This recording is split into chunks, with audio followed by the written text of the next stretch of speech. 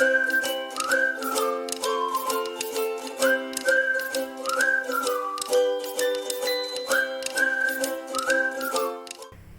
everyone, welcome to Easy Nursing Lectures. Hope you all are doing fine. So today we are going to talk about our respiratory system. We'll continue that parts. Okay, अगर आपने पुरानी video नहीं देखी तो link मैं description में डाल दूंगी, पहले आप वो देखें फिर यहाँ आए. तो आज हम बात कर रहे हैं मसल्स ऑफ ब्रीदिंग के बारे में कि हमारे कौन कौन से मसल्स हैं जो मेनली हमारे ब्रीदिंग प्रोसेस में इन्वॉल्व होते हैं. तो लेट्स स्टार्ट विद इट. जो मेन मसल्स हैं हमारे नॉर्मल ब्रीदिंग में यूज़ होते हैं, कौन कौन से होते हैं? एक तो होता है हमारा एक्सटर्नल इंटरकोस्टल मसल और एक होता है डायफ्राम. हमारे पास इंटरकोस्टल मसल्स होते हैं, उनमें से जो सबसे इम्पॉर्टेंट होता है हमारे ब्रीदिंग नॉर्मल ब्रीदिंग प्रोसेस में वो कौन सा होता है? हमारा एक्सटर्नल इंटरकोस्टल मसल्स. और दूसरा मसल जो हमारा इम्पॉर्टेंट होता है वो कौन सा होता है? डायफ्राम. ओके, तो सबसे पहले बात करते हैं हम इंटरकोस्टल मसल्स के बारे में. तो इंटरकोस्टल मसल्स के 11 पेयर्स होते हैं. कितने पेयर्स होते हैं? 11 पेयर्स होते हैं. ठीक है, occupying the space between the 12 pairs of rib. हमारे 12 पेयर्स होते हैं रिब के, उनके बीच का जितना भी खाली स्पेस होता है वो किसने ऑक्यूपाई कर रखा होता है? हमारा इंटरकोस्टल मसल्स ने. ठीक है, जैसे कि जैसे ये अगर ये रिब है और ये रिब है तो इनके बीच में हमारे इंटरकोस्टल मसल्स प्रेजेंट है. ठीक है जी. उसके बाद है they are arrange in 3 layers. कितनी लेयर्स में अरेंज है? ये 3 लेयर्स में अरेंज है. The external, the internal and the innermost. मतलब पहले आती है एक्सटर्नल, उसके बाद आती है इंटरनल और सबसे अंदर आती है इनर मोस्ट. ये तो नाम से ही पता चल रहा है कि कहाँ कहाँ इनकी अरेंजमेंट होगी. ठीक है, फर्स्ट नंबर पे external, then internal and then innermost. Okay, अगर बात करें हम एक्सटर्नल इंटरकोस्टल मसल्स की, एक्सटर्नल इंटरकोस्टल मसल जो कि हमारा बहुत ज़्यादा इम्पॉर्टेंट है. ठीक है, तो ये कहाँ होते हैं? They run inferoanteriorly from the rib above to the rib below. ठीक है, अब डायग्राम में देखो, ये हमारा रिब अबव है और ये हमारा रिब बिलो है. तो अब कहाँ है? अगर हम फ्रंट साइड से देखें तो ये इन्फीरियो एंटीरियरली. इन्फीरियो मतलब रिब अबव के इन्फीरियर पड़ रहा है. इन्फीरियर क्या होता है? ये देखो नीचे है ना. तो रिब अबव के इन्फीरियर पड़ रहा है और एंटीरियर मतलब सामने पड़ रहा है, फ्रंट साइड पे पड़ रहा है. ठीक है, रिब बिलो के ऊपर पड़ रहा है. ठीक है, तो ये हमारे क्या हो गए? External intercostal muscles. And they are involve in inspiration. किस में इन्वॉल्व होते हैं? मेनली हमारे इंस्पिरेशन में. बहुत इंपॉर्टेंट है लाइन के, किस में इन्वॉल्व है? हमारे इंस्पायर करने में, एयर को अंदर लेके जाने में. ठीक है, अब आप डायग्राम में ही देखो कि ये तो थे हमारे एक्सटर्नल इंटरकोस्टल मसल्स, ये दिख रहे हैं आपको. ठीक है, इनके नीचे अगर मैं इसकी लेयर को उतारूं, जैसे मैंने यहाँ पे इसकी लेयर को उतारा है, तो हमारे नीचे से क्या निकल रहे हैं? ये वाले इंटरनल इंटरकोस्टल मसल्स. ध्यान से एक चीज़ का डिफरेंस देखो, अगर एक्सटर्नल हमारे ऐसे ऐसे जा रहे हैं तो इंटरनल हमारे ऐसे ऐसे जा रहे हैं, इनके ऑपोजिट जा रहे हैं. तो क्या है? एक्सटर्नल को अगर रिप आउट करेंगे तो उसके नीचे से निकलेगा इंटरनल, और इंटरनल को ही अगर ऐसे मैं रिप आउट करूँगी तो उसके नीचे से निकलेगा इनर मोस्ट. क्या निकलेगा? Inner most. ठीक है, तो अब बात करते हैं हम इंटरनल इंटरकोस्टल मसल्स के बारे में. These flat muscles lie deep to the external intercostals. पता ही है कि एक्सटर्नल के नीचे कौन से प्रेजेंट होंगे? हमारे इंटरनल. ठीक है, like the external intercostal they run from the rib above to the rib below. वही है, ये भी हमारे रिब अबव और रिब बिलो के बीच में ही लाई कर रहे हैं, है ना. But in opposite direction. पीछे बता चुकी हूँ कि ये हमारे रन करते हैं ऑपोजिट डायरेक्शन में. अगर एक्सटर्नल इस साइड जा रहे हैं तो इंटरनल हमारे इस साइड जाएंगे. ठीक है, तो क्या है? The internal intercostals are used when expiration becomes active as in exercise. ये हमारे कब एक्टिवेट होते हैं? जब हमारी एक्सपायरेशन एक्टिव हो जाती है, मतलब हमें फटाफट जल्दी जल्दी एक्सपायर करना होता है एयर को. ठीक है, एज इन एक्सरसाइज. जैसे हम एक्सरसाइज करते हैं, हमें सांस चढ़ता है, तो तब हमारे जो इंटरनल इंटरकोस्टल मसल्स हैं उनका काम स्टार्ट होता है. ठीक है, फिर बात करते हैं हम लास्ट, जो कि है हमारे पास इनर मोस्ट इंटरकोस्टल मसल, ये सबसे अंदर है।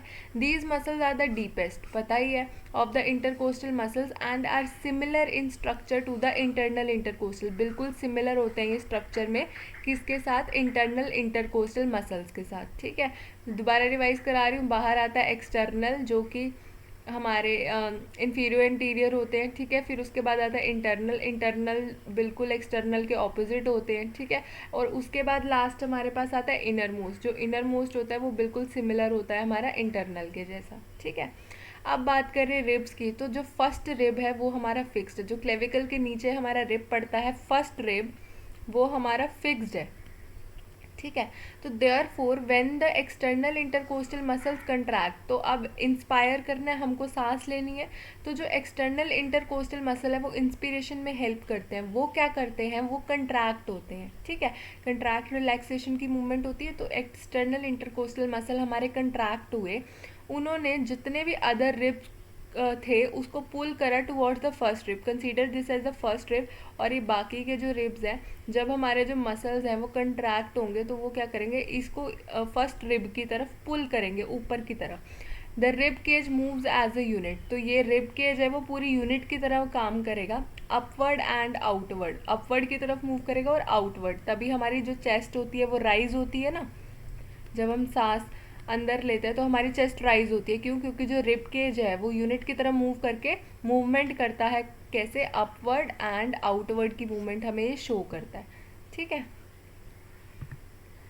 तो अब हमारे पास ये तो थे हमारे इंटरकोस्टल मसल्स, 11 पेयर होते हैं, 3 लेयर्स के होते हैं, external, internal and inner most. Okay, अब हम बात करते हैं डायाफ्राम की, जो हमारा सेकेंड टाइप ऑफ मसल है मेन, जो कि हमारा ब्रीदिंग में यूज होता है। ठीक है जी, तो जो डायाफ्राम है वो डोम शेप्ड है, डोम शेप्ड होता है ऐसा, सेमी सर्कल सा, तो ये हमारा डोम शेप्ड है, मसल है separating the thoracic and the abdominal cavities, पता ही है, इसके ऊपर पड़ती है थोरेसिक और इसके नीचे पड़ती है एब्डोमिनल कैविटी, तो ये हमारा सेपरेट करता है, इन दोनों को कर रहा है सेपरेट। ठीक है, it form the floor of the thoracic cavity, पता ही है ये थोरेसिक कैविटी यहाँ पे खत्म हो रही है तो इसका फ्लोर बनाएगा, and the roof of the abdominal cavity, और जो एब्डोमिनल कैविटी की रूफ है वो कौन बना रहा है, डायफ्राम बना रहा है। ठीक है जी, उसके बाद क्या आता है, and consist of a central tendon, ये किसका बना होता है, इसके अंदर एक सेंट्रल टेंडन प्रेजेंट होती है, from which muscle fibres radiate to the attach to the lower ribs and sternum and to the vertebral column by 2 crura. क्या होता है, जैसे ये हमारा डायफ्राम है, इसके पास एक सेंट्रल टेंडन है, ऐसा सा एक सेंट्रल टेंडन होता है, वहाँ से जितने भी मसल्स हैं जहाँ जहाँ को अटैच होने हैं, कहाँ कहाँ को, एक तो लोअर रिब को अटैच होने हैं, एक स्टर्नम को अटैच होने हैं और वर्टिब्रल कॉलम को अटैच होने हैं, वो सारे यहाँ से रेडिएट होते हैं, यहाँ से ऐसे ऐसे करके निकलते हैं। ठीक है, डायग्राम देखो, ये हमारा डायफ्राम मसल है। ठीक है, अब जो डायफ्राम मसल्स है तो ये हमारा एक सेंट्रल टेंडन है। ठीक है, सेंट्रल टेंडन दिख रहा होगा, ये वाला एरिया है सेंट्रल टेंडन का। ठीक है, तो यहाँ से हमारे जो मसल्स हैं ये दिख रहे हैं, सारे मसल्स हमारे रेडिएट हो रहे हैं। ठीक है, जहाँ जहाँ इनको ओरिजिनेट होना है, लास्ट रिब पे जाना है।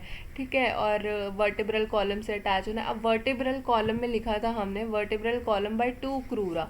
ठीक है, तो हमारे पास ये 2 क्रूराज होते हैं, एक ये रहा क्रूरा पार्ट, ठीक है, और एक ये रहा क्रूरा पार्ट। तो ये क्रूराज हमारे हेल्प करते हैं इन मसल्स को अटैच होने में, कहाँ, वर्टिब्रल कॉलम के साथ। ठीक है, तो यही दिखाया हुआ है कि स्टर्नम का जिफॉइड प्रोसेस ये रहा। ठीक है, उसके बाद इन्फीरियर वेना कावा ये दी गई है, इसोफेगस ये रहा, अयोटा ये रही। ठीक है, तो ऐसे ऐसे जहाँ को भी मसल्स अटैच होने हैं वो सेंट्रल टेंडन से निकलते हैं। ठीक है, उसके बाद आता है when the diaphragm is relax, जब हमारा डायफ्राम रिलैक्स है तो जो सेंट्रल टेंडन है वो कहाँ होता है, is at the level of 8 thoracic vertebra.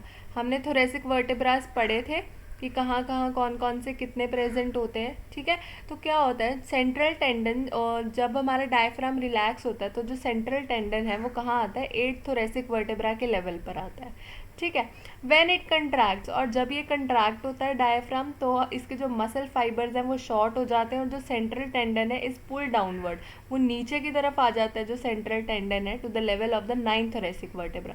तो हम कह सकते हैं कि जब हमारा डायफ्राम रिलैक्स होता है तो उसका central tendon 8th thoracic vertebra पे आता है, ठीक है, और जब अब वो कंट्रैक्ट होता है तो वो क्या आ जाता है, 9th थोरेसिक वर्टेब्रा पे आ जाता है, ठीक है। और जिसकी वजह से हमारा जो थोरेसिक कैविटी है वो उसको लेंथ मिलती है, ठीक है।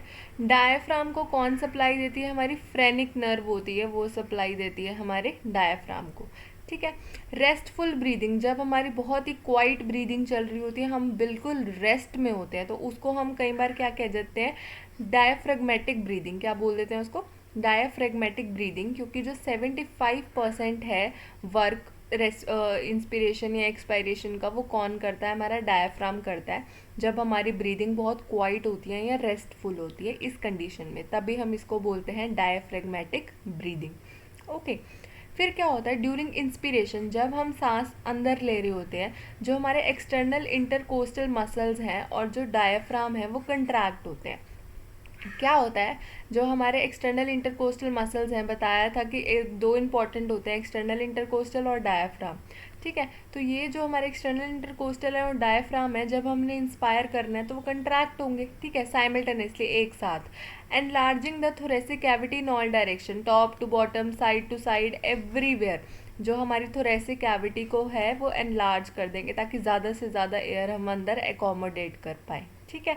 तो ये ऐसे हमारे मसल्स हैं जो ब्रीदिंग में वो हेल्प करते हैं, ठीक है। तो होप आपको समझ आ गया हो कि कैसे मसल्स हेल्प करते हैं।